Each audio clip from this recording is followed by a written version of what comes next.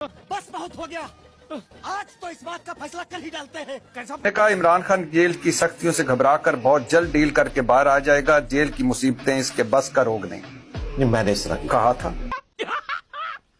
मस्त जोक मारा रे, ये हंस रहे हलकट हंस।